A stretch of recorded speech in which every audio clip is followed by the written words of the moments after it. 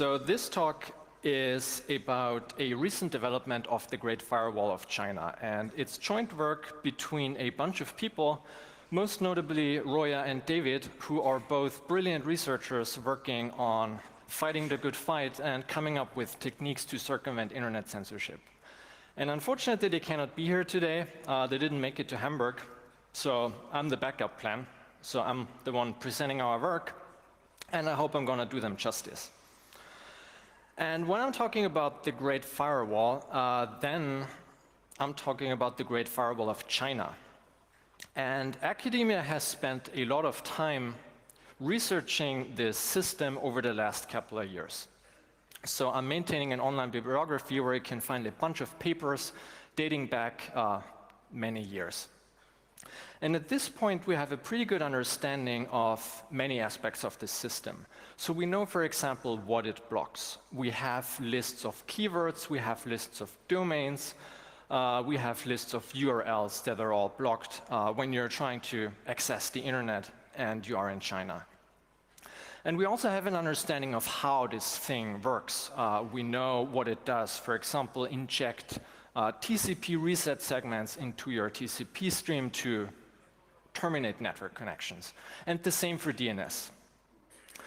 And it's a little bit more challenging, but we also have some idea of where the system is in the network, right? Since there was some back and forth over a couple of years where we weren't completely sure if it's decentralized over all the provinces in China or if it's a central system in the backbone of the network. But over the last couple of years, we got a better understanding of this.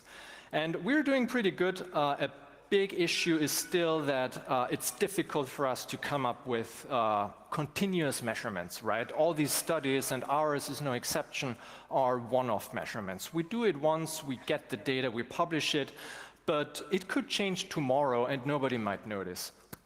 And my co-authors, Roya, for example, is working on changing that by proposing systems that can continuously measure censorship over time.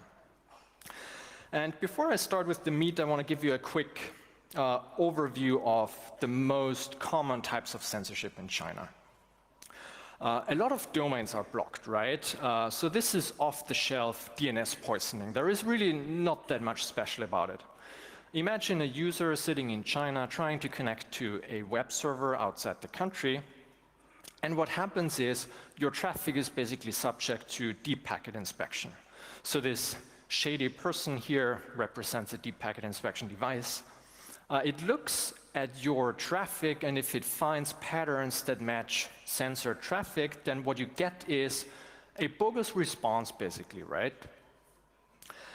And I didn't make this IP address up, so this is actually what I got when I was trying to resolve Facebook.com in China. And for some reason, it's an IP address in the United States, right? It doesn't make any sense. And it's well known that the firewall uses a set of approximately 10 IP addresses it likes to return to basically misdirect users. We're not completely sure why, but for some reason, this is the kind of DNS poisoning they're doing. And interestingly, as a client, if you wait long enough, so just a bunch of milliseconds, you also get the original response from the DNS server, right? Which is funny, because if you're sitting there in China and you're trying to resolve a blocked domain, you actually get two responses. So this is basically a race condition, right? The firewall is trying to give you the censored domains faster than the real, genuine web server, DNS resolver. And this works pretty well for the firewall, not always. Sometimes the original response is faster and reaches the client faster. Then it doesn't work. But you basically get two responses, and the first one basically wins. But like I said, there isn't much special to this. And there is also keyword blocking, right? So if you have blocked keywords in your DNS requests, same story, a deep packet inspection device looks at your GET requests and sends you a TCP reset segment. And it's the exact same story, right? It's a race condition. They're just trying to send this reset segment to your browser before the actual web page. And you might think HTTPS fixes that for everyone, and that's kind of true, but it doesn't help you that much since you still rely on DNS, right? So the DNS censorship is really the most effective system there, right? Since it just precedes HTTPS. It doesn't help you that much without DNS. And to work around that, the basic idea is to just take your network traffic and wrap it in some form of cover protocol, something that tunnels your traffic and gives you maybe even security, right? Some fancy properties like authenticity and confidentiality. And there are a lot of tools for that, right? That basically try to wrap the traffic for you so it's harder for deep packet inspection boxes to filter stuff. And this is really a problem for the firewall, right? Since traffic that is encrypted is difficult to parse. And at this point, deep packet inspection boxes might be left guessing, what is in there? What is in this encrypted connection? Is it HTTPS or perhaps VPN or Tor? And it's not entirely impossible to learn these things, since you can look at a bunch of things, right? The most obvious one being port numbers. If it's port 443, it's probably HTTPS. If it's 993, it might be IMAP-S, right? And you can also look at the type of encryption. A lot of protocols use TLS, right? But there are other protocols out there, such as SSH, that use their own crypto, that do not rely on TLS. But if you look only at the protocols that use TLS, then you can still look at the specific setup of TLS, right? Since a lot of protocols use TLS differently, they configure it differently. And it's possible for sensors to look very closely, very carefully, and identify these differences, which can then be used for a blocking decision. And if all else fails, then you can still look at flow information, right? There are packet lengths that leak information, there are timings, there are the direction of packets, and all these things can be used, right?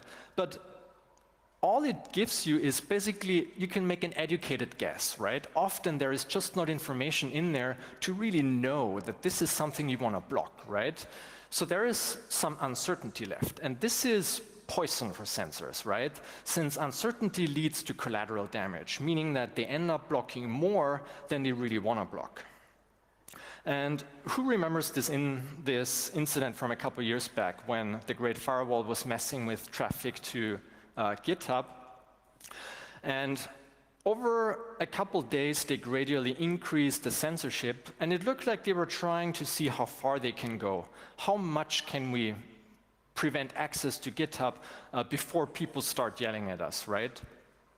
And this went on for some days until at some point GitHub was completely unavailable. And I think the reason was a circumvention tool that was hosted on GitHub.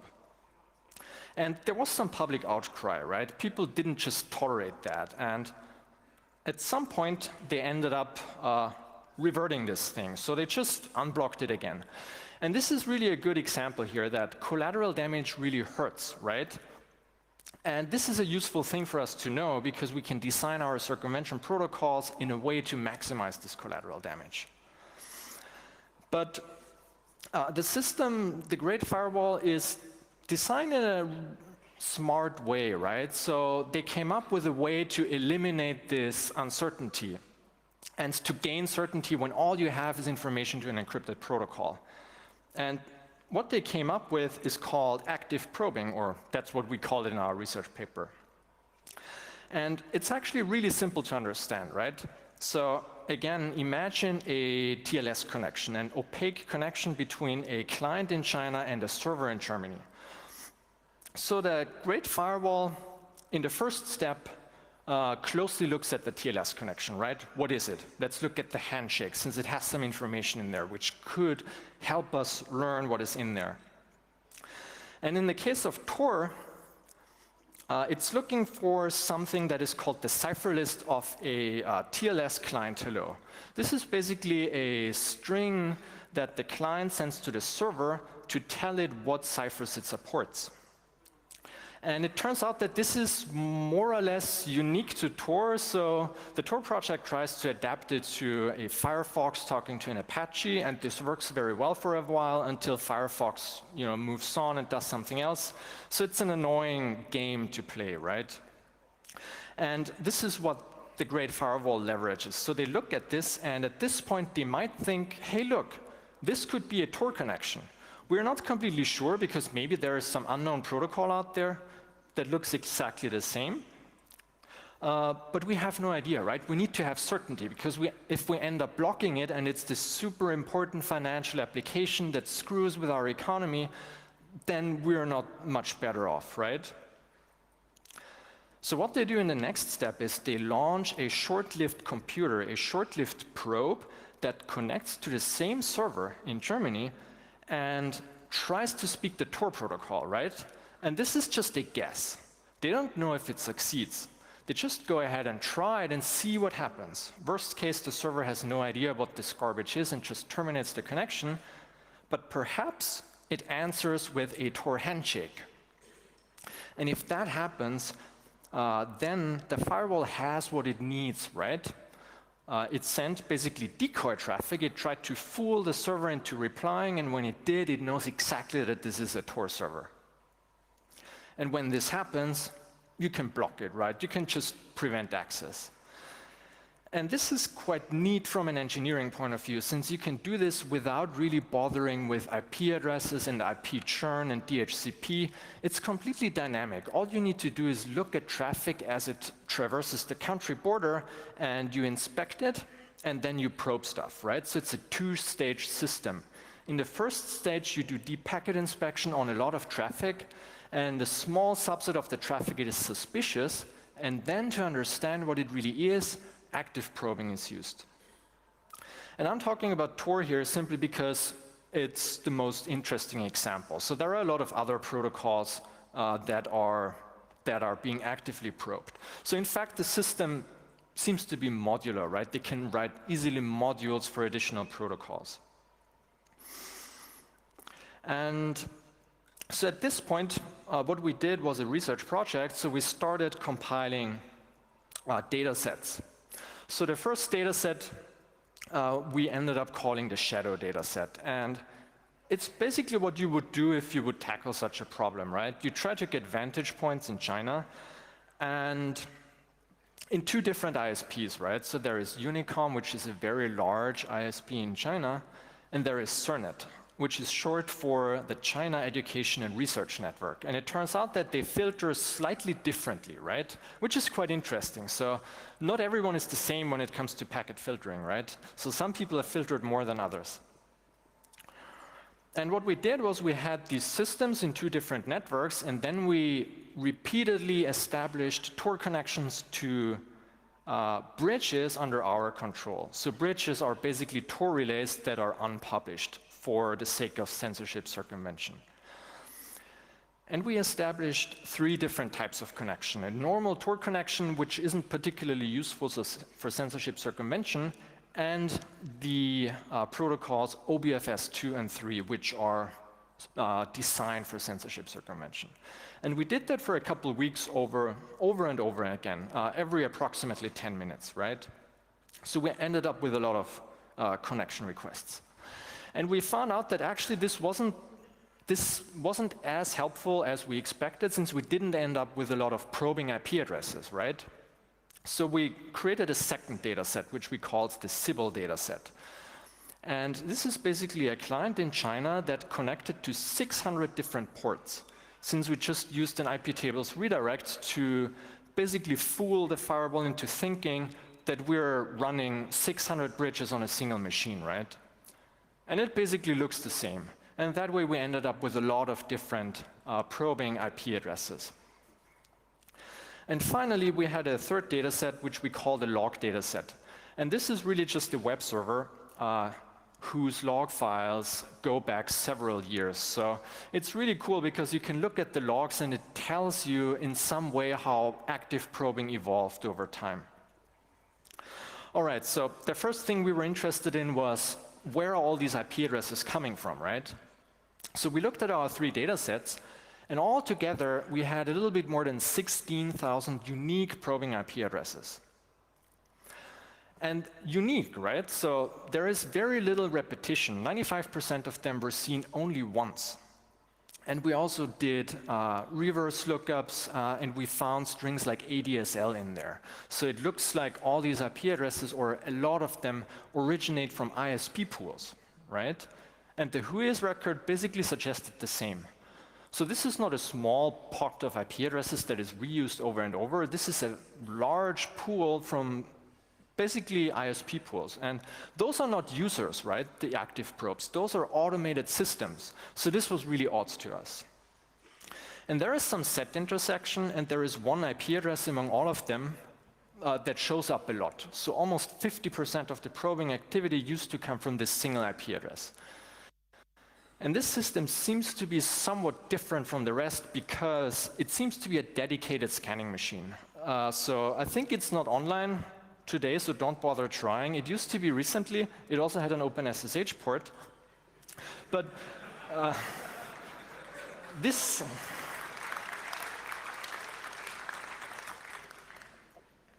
But it seems to be a dedicated system that is somewhat different from the rest, right? And what this means for us is I cannot just come up with a block list of active probes and give it to all you guys and say, just put this in your IP tables rules, and no prober will ever show up again. There are just too many of them. Our list isn't even exhaustive. There are more than that, right? So our assumption was maybe they're hijacking all these IP addresses, right? Maybe they don't even own them. Maybe they just borrow them for a short amount of time to probe and then give them up again. And it was really odd because it wasn't possible for us to talk to these probes other than the probing connection. So the port scans didn't work because all the ports were filtered. We couldn't trace route to them because trace routes would time out a couple hops before the destination. You couldn't talk to the probes. They basically showed up at your doorstep, but not the other way around. So there wasn't a lot of interaction possible, so we were left basically looking for patterns in all the data we gathered. And we did that in a systematic way, going basically bottom to top in the TCP layer model. So we started with trying to look for patterns in the IP layer. And we didn't find a lot of interesting stuff. You get a somewhat narrow TTL distribution, which isn't particularly surprising and can be explained with routing. But we found much more interesting stuff at the other layers. For example, all these 16,000, not all of them, but a lot of them use the entire 16-bit port range, the source port range, which isn't something you would find in many modern operating systems, since they don't use the well-known port range as source ports. But they did, right? We also found odd patterns in the timestamp value. I'm not going to discuss that since there is not enough time, but you can find the details in our research paper. And these things seem to suggest that this might not be a normal TCP stack in a kernel. Perhaps it's a user space TCP stack they're programming somehow to maybe scale their probing activity better. We're not completely sure about that. And the most interesting pattern we found was in the initial sequence numbers. So I'm giving you a quick reminder how it works. TCP initial sequence number are a 32-bit number in the header of TCP segments, and they have the nice property that they protect you against off-path attackers, since attackers have to guess your sequence number interval, which is supposed to be hard, right? And it does that by simply randomizing initial sequence numbers for the TCP SYN segment. And this can be visualized, right? So this diagram shows you the distribution of a lot of sequence numbers over time, over a couple hours, and that's the x-axis, and the y-axis is the value of the initial sequence number, ranging from 0 to 4 billion. Every dot is a TCP SYN segment that I captured. And I didn't just make this up, so this is actually derived from a modern Linux kernel, and I just made it send SYN segments to a destination machine. I extracted all the SYNs and plotted them here. And it seems like a random pattern, just like you would expect. And you would expect the exact same thing when you look at the probers, right? The active probes from China. If you take all these SYN segments and you plot them, then you should see this. But what we actually saw was this. And it's really weird, right? It's a slightly skewed pattern. It goes up like this, and you can actually connect the dots, and then it becomes a little bit more obvious. And this is a zigzag pattern. It goes up until it wraps back to 0, then it goes up, and so on and so on. And it turns out that the sequence numbers are perfectly correlated with time. So they simply derive sequence numbers from the timestamp, right? That's what's apparently going on, which is really interesting since this is not one machine, remember, right? Those are the sequence numbers from hundreds of machines across a lot of different IP addresses. So this is basically state leakage, right? And we find more odd stuff in the TLS layer, right? So when you establish or the Tor protocol stack is, you have TCP, then you have TLS, and then you have the Tor protocol. So on the TLS layer, we looked at the client hello. And again, it looks just weird. It's not something a normal application would send. For example, there is no randomly generated SNI like Tor clients send them to servers. It's just missing entirely. The cipher suit seems to be unique as well. It's just not something a Tor client would send. And to get an idea of how unique it is, we recorded the cipher suits on a Tor guard relay. And obviously, we did not record any IP addresses, so all we know is basically a frequency distribution of how popular a specific cipher suit is. So we ended up getting more than 200,000 cipher suits in 24 hours. And the specific one the probes use is super unpopular. It's really just 67 entries. And we don't know where they come from because we didn't record IP addresses. But the point is, this is absolutely not common. And maybe they were from China. We don't know. But it's really odd. This is not something a Tor client would send. And if you go up the final layer, this is what probes do when they connect to a bridge after establishing a TCP connection, after establishing a TLS handshake. They simply send a versions cell to our bridge. Our bridge responded according to the protocol specification with a versions cell and a net info cell, which is part of the handshake. And at this point, the probe closes the connection, right? It doesn't care anymore. It doesn't bother creating a circuit since it probably already knows what it needs to know, right? That this is a Tor bridge. It doesn't need to do any more. And again, but just looking at how it does it, this is not a reference implementation of a Tor client. It looks like something handcrafted in a way. And like I mentioned before, there is a lot of state leakage, right? These probes leak state, and we can observe it across IP addresses. And it's a really interesting question to think about how this system is designed, right? And we have a bunch of sections on that in our research paper. And unfortunately, we don't have an answer. We have some hypotheses. Some of them may be more likely than others. We don't really know. So maybe if you have some ideas, you should get in touch with us because we're really dying to know how this thing works. And one hypothesis is that it's a proxy network, that it's a set of geographically distributed proxies all over the country, and the firewall somehow tunnels its traffic over all these proxies and uses it to scan a server. And personally, I think that might be a little bit too much engineering effort, and it could be done easier. But again, our data is somewhat contradictory, and we cannot really rule out any hypotheses.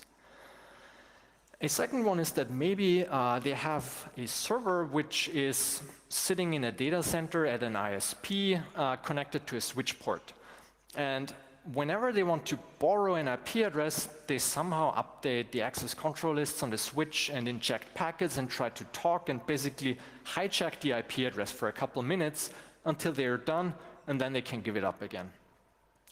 But this is just a theory. Unfortunately, we still don't really know.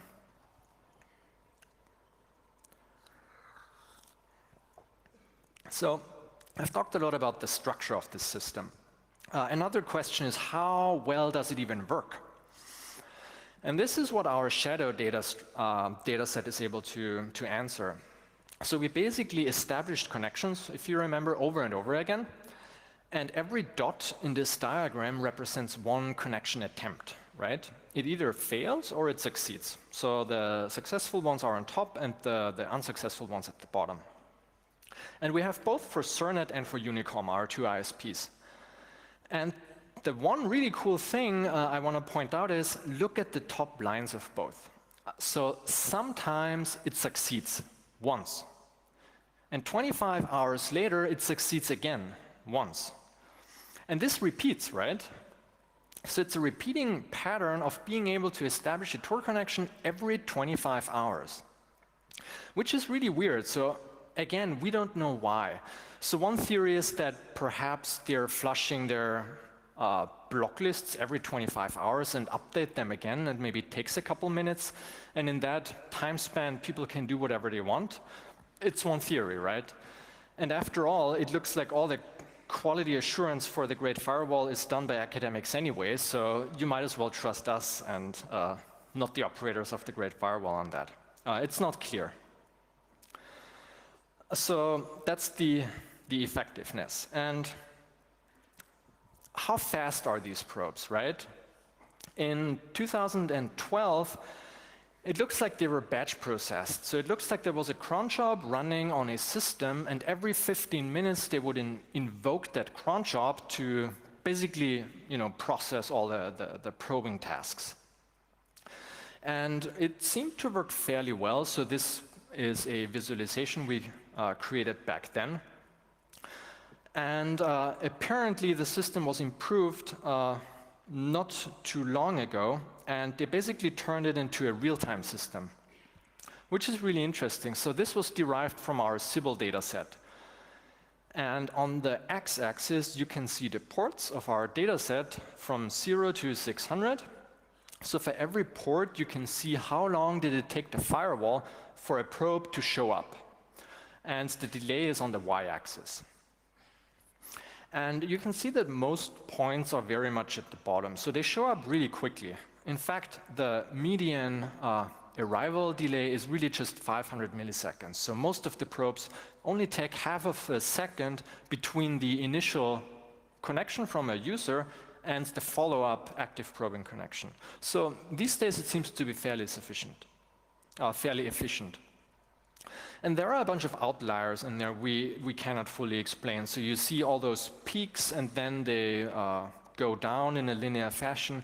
We're not completely sure. So I think a lot of these things represent implementation artifacts of the Great Firewall. But then again, in a way, we're doing the quality assurance for the Great Firewall. So I'm sure someone is going to learn something from this diagram.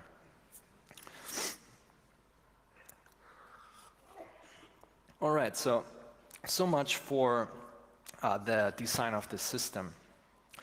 And I only talked about Tor so far, simply because it was the most interesting example, since they put a lot of thought into that. But there are a lot of other protocols that are being probed by the firewall.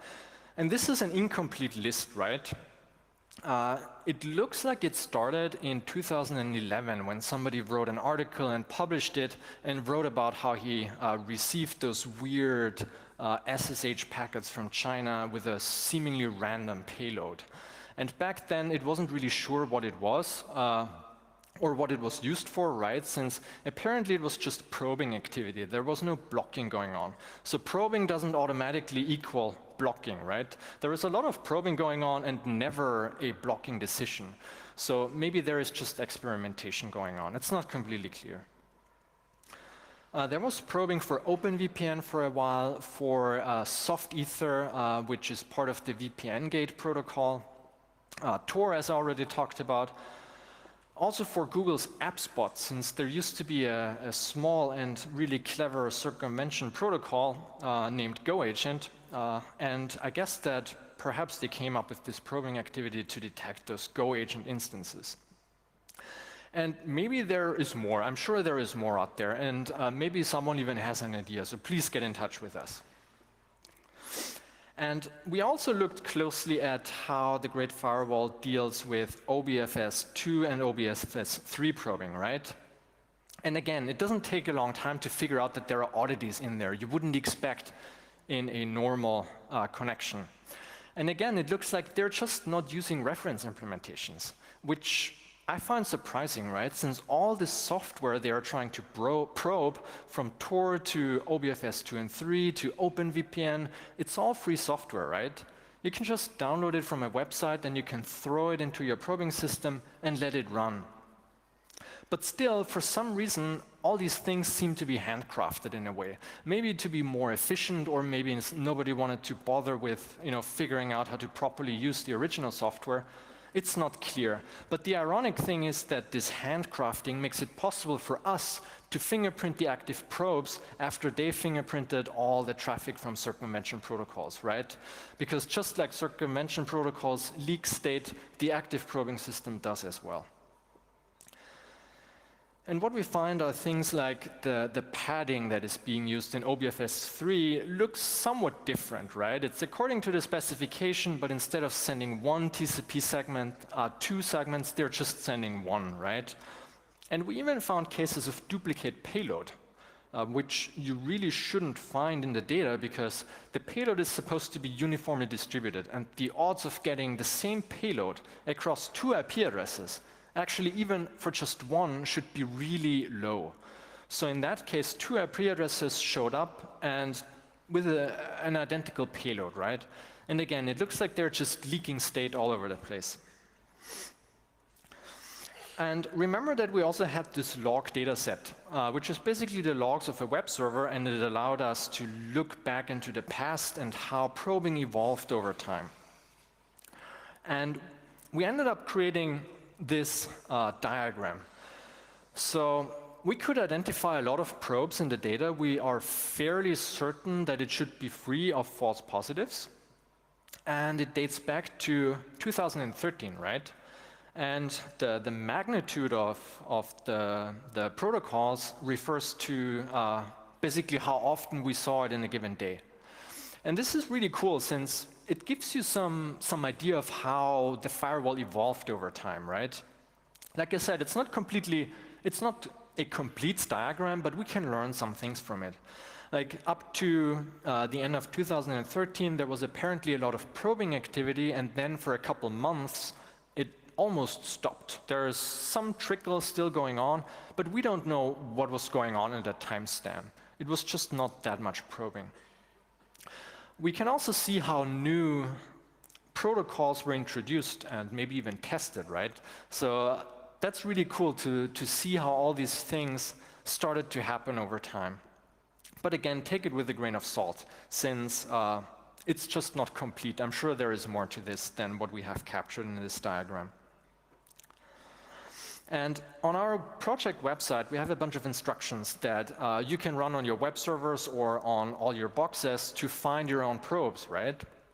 And this can be as simple as grabbing for specific post and get requests in your web server logs, for soft ether, for example, or for the AppSpot probes. And you could also TCP dump for this peculiar IP address, as I mentioned earlier. So it looks like there is no activity these days, but that's probably a really foolproof way to maybe get some interesting stuff. And it doesn't do just probing for circumvention protocols. I've even seen that thing in my web server logs for some reason. So maybe somebody can find some additional information about that. And the really interesting thing about the active probing system is that it's active, right? A lot of censorship systems tend to be entirely passive, right? Or mostly passive. They just sit there, they wait for suspicious traffic, and then they terminate your connection, or maybe they drop protocols. They do whatever it takes to make the connection go away. So they are more or less passive. You cannot interact with it in any way. And this is entirely different for this active probing system, because as the name already says, it's an active system that connects to you, that talks to you. It has to talk to you, because otherwise it cannot block you.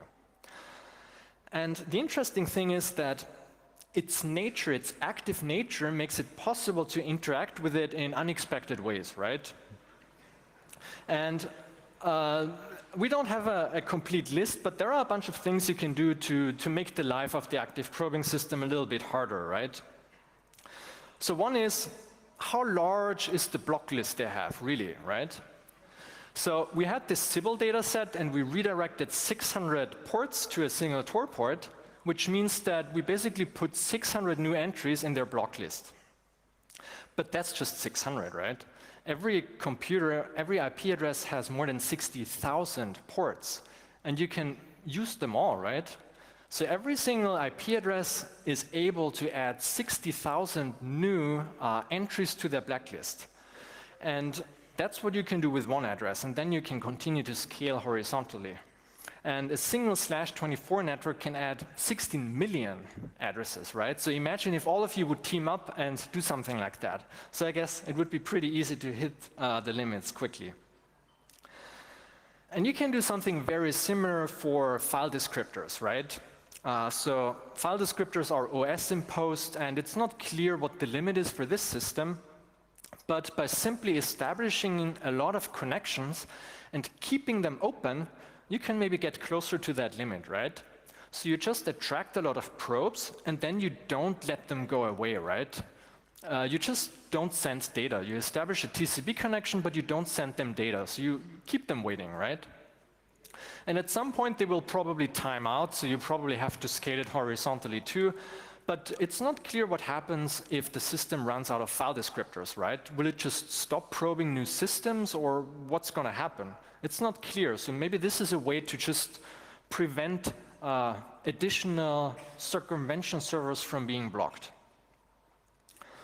And my personal favorite is probably this one, and I have to give credit to the authors of the VPN Gate paper, which is really great. And VPN Gate is a circumvention system that is based on VPN servers, right? So the idea is you have a lot of VPN servers. I think they have several hundreds across the globe, and you try to give it to censored users. So they compile a list of IP addresses, and they give it out to users, and they then select a VPN server that works for them. And if you were in charge of the Great Firewall, the easiest thing to do would be to just have a cron job that fetches this list every day to just extract all the IP addresses and add it to a block list, right? It's pretty straightforward. But the thing is, this gives control to the people who run VPN Gate, right? Or to whoever distributes those nasty IP address lists, right? They basically can control the block list of the Great Firewall, which is insane, right, if you think about it.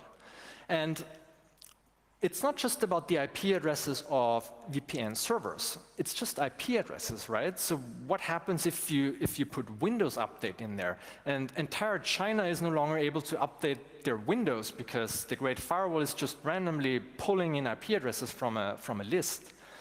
The same is true for DNS root servers, to basically break DNS for a country that way, and also Google infrastructure, right? And they discussed this in great detail in the VPN Gate paper. So they have a bunch of paragraphs, a bunch of sections in there where they really talked about this cat and mouse game, which was super fun to read. And it was a matter of days, basically, right? They talk about on day 1 we did this, and then the Great Firewall did this, and we reacted by doing this. And I think it only took 2 or 3 days until the firewall operators noticed that it was possible to inject arbitrary IP addresses into block lists. And at that point, they started to verify addresses, apparently. It's not completely sure how. Maybe they just checked who the address belongs to or tried to connect to it. But the point is to make sure that they don't just swallow whatever you give to the firewall, right? So that's personally my favorite way to mess with the firewall.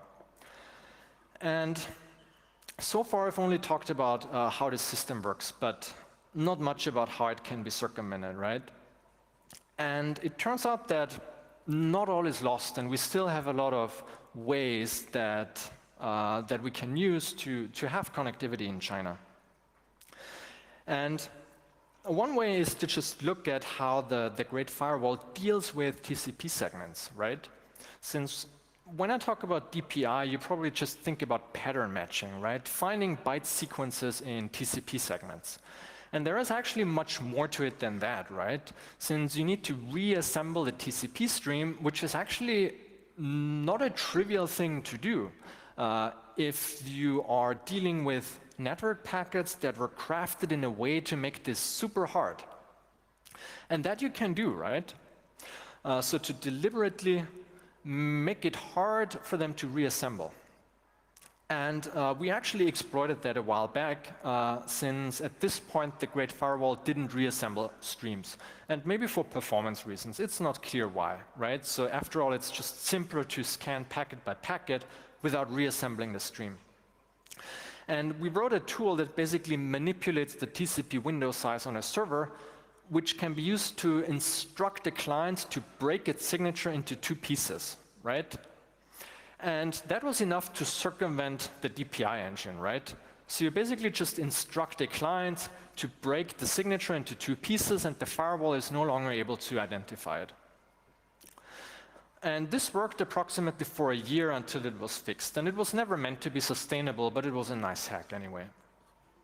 And there is even a research paper where they looked at all these nifty little hacks that you can do, how you can format your TCP segments in a way that it's really, really hard for the firewall to actually reassemble it, since there are a lot of ambiguities when you're trying to do that. And this is really neat, since some of these things are really difficult to fix for the firewall, but unfortunately it's also really tricky for us to exploit, right? Since it really boils down to me telling people to, hey, why don't you just run this kernel module I wrote over the weekend, right? It manipulates your operating network stack in a weird way, and the Great Firewall is no longer able to scan the traffic. But these things are just a nightmare to deploy, and as a result, we haven't really seen a lot of it, right?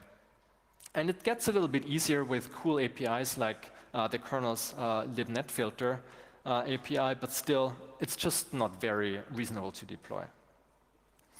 So what turned out to be much more successful was the Tor project's pluggable transport idea. And this started a couple years ago when the Tor project noticed that actually it would be much easier to fight this arms race if we decouple the anonymity part from the circumvention part in the Tor client. So we just take the circumvention part and put it into a separate program, basically, right?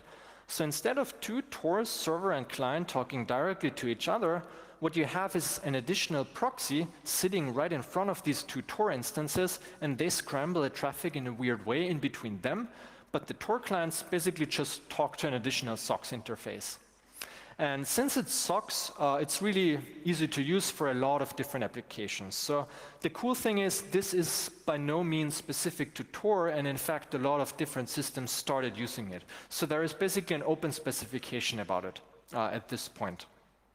And it's particularly useful for a lot of VPN providers that are trying to give access to people in censoring countries, right? So they just put a pluggable transport server, which we usually call OBFS proxy, in front of it, and that often solves the problem. And it's a really flexible system, since you can modify payload just like you can modify flow information, right? You can deal with things like packet lengths. And there are also APIs for several different languages. It started out in C, and then we noticed it's actually a little bit cumbersome to write those modules in C, and then we re-implemented it in Python, and now there is also one in Go. And on the right, yeah, you can see a visualization of the payload of vanilla Tor versus OBFS 2 and 3, and every pixel represents the value of a byte. And the point of this diagram is, if you look at the top left, you see that vanilla Tor doesn't look very random, right? And what you see here is basically the TLS handshake, since it just doesn't use the entire byte space in its handshake. And this is what some circumvention protocols are trying to fix. And at this point, we have at least 4 protocols that work in China. So ScrambleSuit and OBFS4 were specifically designed to be resistant to active probing, since they rely on a shared secret, that is given out of band, basically. And if you cannot prove knowledge of this shared secret in your network packets, a scramble suit and OBFS4 server just won't talk to you, right? And there is also Meek, which is really exciting, because it makes use of the collateral damage problem I mentioned in the beginning. So what it does is, it tunnels all the traffic over content delivery networks. So the technique is also known as domain fronting. And this is really cool because the idea is that if you are a sensor, you are forced to make a decision. Are you going to block this content delivery networks and everything it hosts? Or are you going to let all the users pass and use it for circumvention? And ideally, the answer to that is no, I'm not going to do that, because it would be insane, because there are just so many websites hosted on CDNs these days that it should just be too much for a sensor to do, right? So that's the idea of Meek. And FTE stands for Format Transforming Encryptions, and it's a neat hack to basically format arbitrary byte streams according to a bunch of regular expressions you provide. And the cool thing is all these systems, this isn't just science fiction. So they're developed, they're tested, and they're deployed. So when you download Tor browser today and you start it, then you get actually a window like that, and you can select whatever you prefer among these circumvention protocols. And a lot more of them are in the making right now, like a WebRTC-based transport, which is going to fix, hopefully, a bunch of nasty problems, and which looks really promising at this point. And that brings me to the end of my talk. So we have a project website where we have our research paper and the data set. And just like it should be with scientific research, it's free and open, the code and the data. And if you want to get in touch with us, those are all our email addresses. Thanks a lot.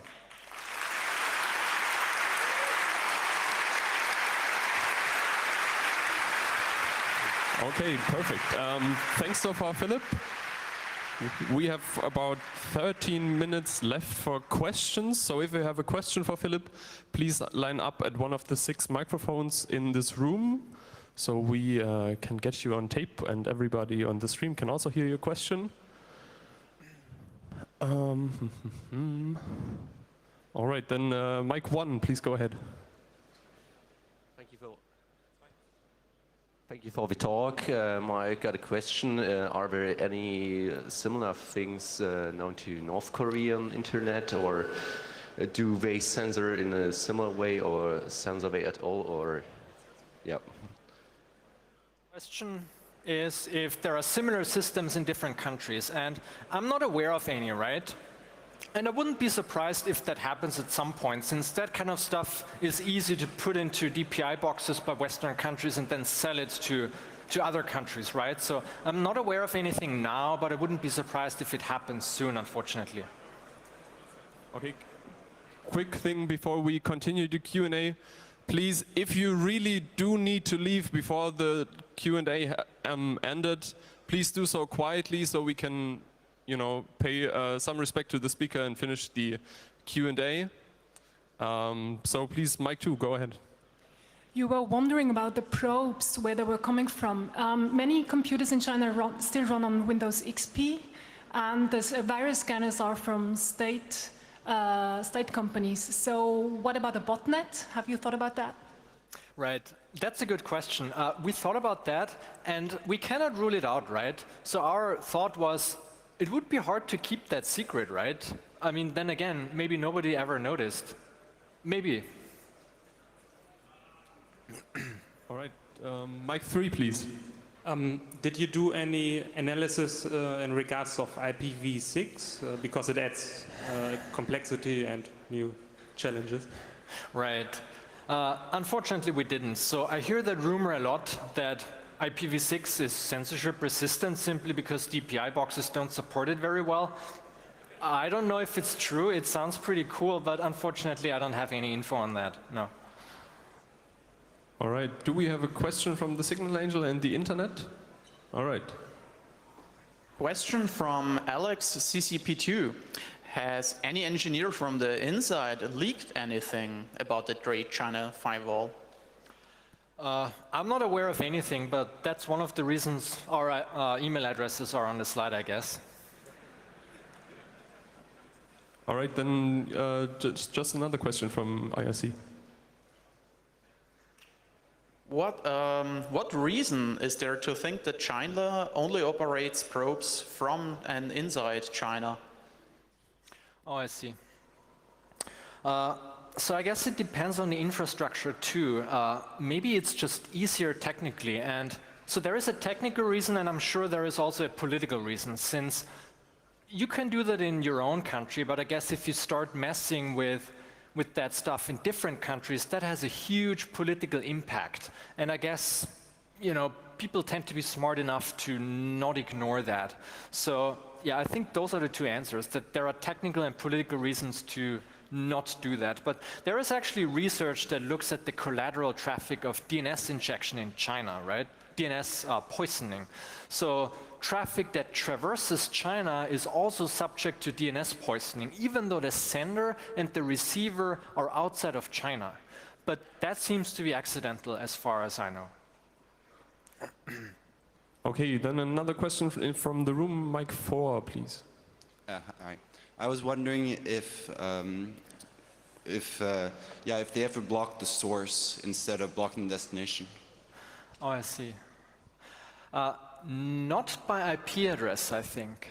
So the interesting thing is they block, I think, the SYN-ACK segment of a TCP connection, which is kind of similar to that and which we find surprising, right? So usually when you think you want to block a TCP connection, you would just drop the SYN segment, since it's just the first part of the handshake. But that's not the case. When you're trying to connect to a blocked server, the SYN-ACK from the server is dropped. And we don't actually know why. People had a bunch of different theories ranging from access control lists of switches to maybe to fool people into thinking that trace routes succeed. We're not completely sure, but in that case, it's similar, yeah.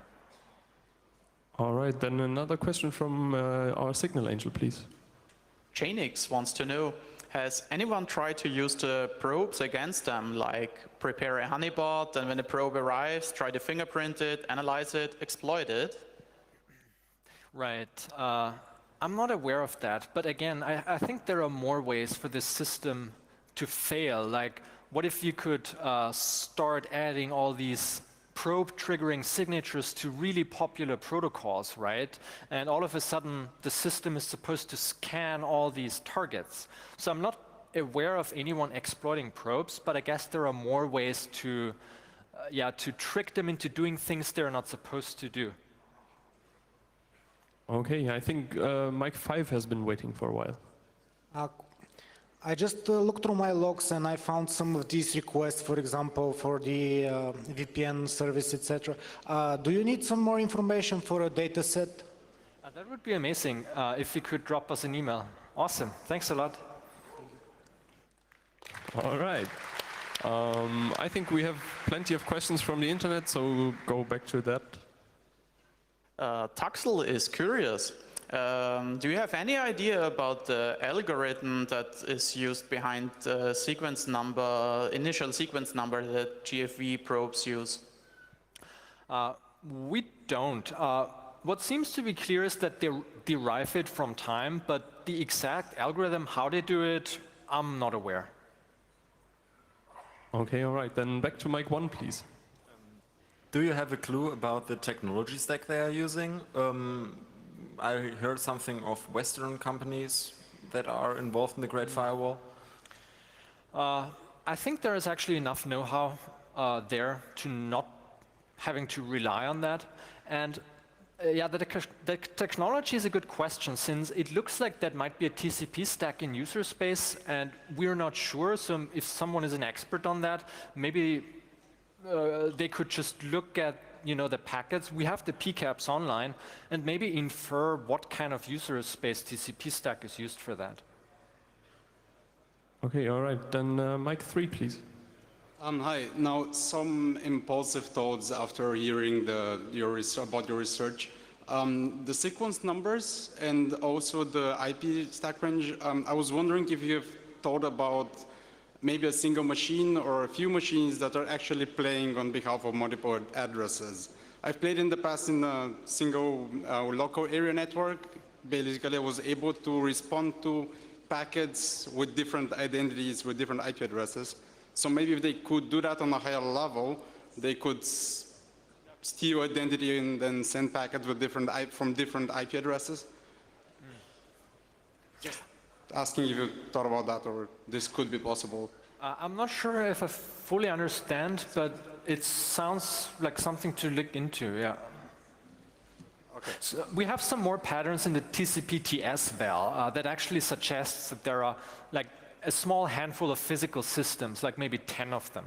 Yeah, I've played a bit in the past. I was having a server and I was able, using a Python script, to monitor the traffic and respond to requests from a single machine to respond to 100 IP addresses. Right. So I would dynamically decide if I'm going to respond or not. Right. So maybe they could be doing something like that on a higher level and deciding whether to respond on behalf of an IP or not. Right. Just an idea, right? Yeah, thanks for the hint.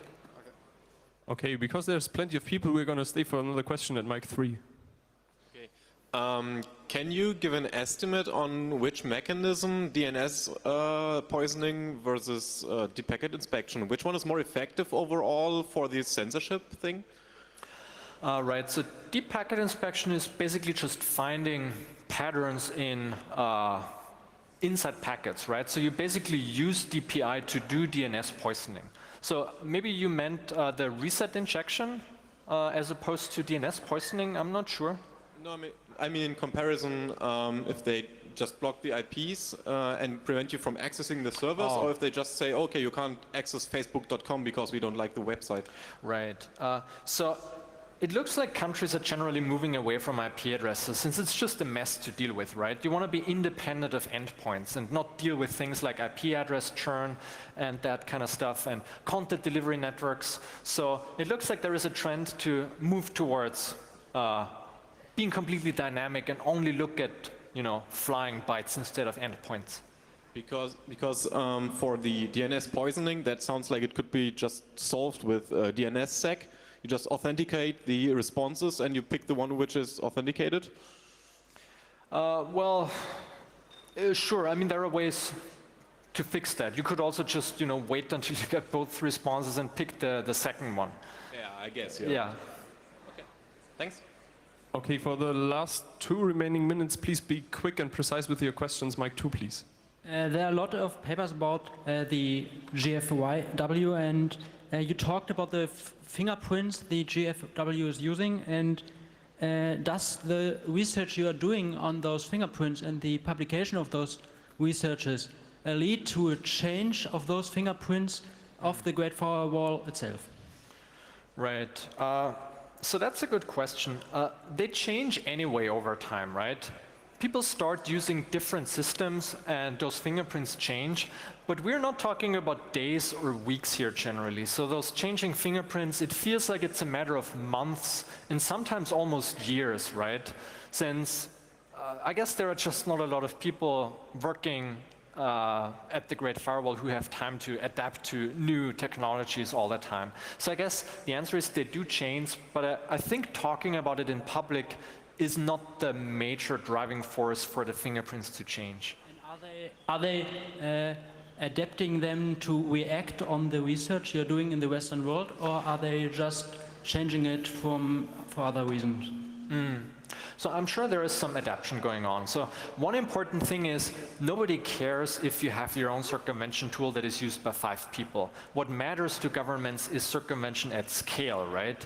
So no matter how good or how bad your tool is, the moment thousands of people start using it, they're going to look into it. So that's what really triggers people start working on it. Okay, so we are unfortunately out of time, so sorry for the remaining people having questions. Philip's going to stick around probably, and also you've seen his contact details. Yeah, huge applause. Thanks, Philip.